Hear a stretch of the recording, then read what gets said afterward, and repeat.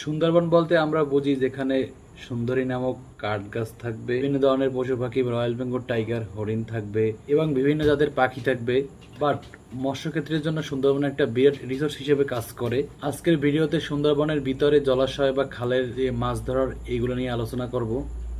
তো দেখতে থাকুন, খুবই ইন্টারেস্টিং হবে। সুন্দরবনের ভিতরে ছোট ছোট খাল বা জলাশয় আছে।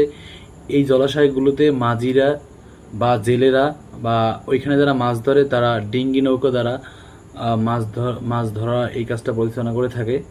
প্রতি বছর 1ই আগস্ট এই সরকার অনুমতি দেয় তাদের মাছ ধরার জন্য। এই মাছ ধরার কার্যক্রম আগামী বছর মে মাস পর্যন্ত চলতে থাকে। এই মাছ ধরার সময়টা আনন্দদায়ক করার জন্য জেলেরা তারা নিজেদের মুখ থেকে বিভিন্ন ধরনের গান পরিবেশন করে।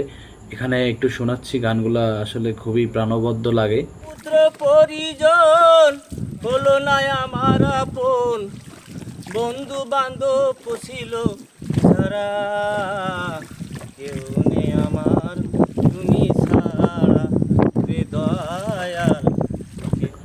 মাছ ধরার পদ্ধতি হিসেবে কেউ নৌকা থেকে জাল ফেলে অথবা অথবা খালের ভিতরে আড়াআড়িভাবে জাল ফেলে মাছ ধরে।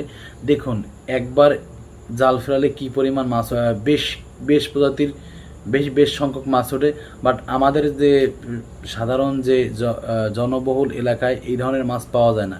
এই জন্যই বলা হয় যে সুন্দরবনে মানে মৎস্যক্ষেত্রের জন্য একটা ব্যাপক বড় রিসোর্স হিসেবে কাজ করে।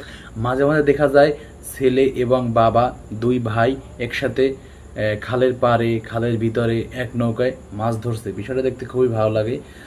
আর এরা এরা এইখান থেকে মাছ ধরার পর নিজেদের পরিবারের জন্য কিছু খাওয়ার জন্য রাখে এবং বাকিটা বা বেশিরভাগই বাজারে বিক্রি করে দেয়। অ্যান্ড এই বিক্রি করার টাকা দিয়ে তাদের জীবন পরিচালনা করে থাকে বা দৈনন্দিন জীবন গতিময়তা করে রাখে। এই ছিল আজকের ছোট্ট একটি সুন্দরবনের মাছ ধরার দৃশ্য নিয়ে আলোচনা। এরকম সুন্দর সুন্দর ভিডিও দেখতে মৎস্য রিলেটেড আমার সাথে থাকতে পারেন যুক্ত হয়ে।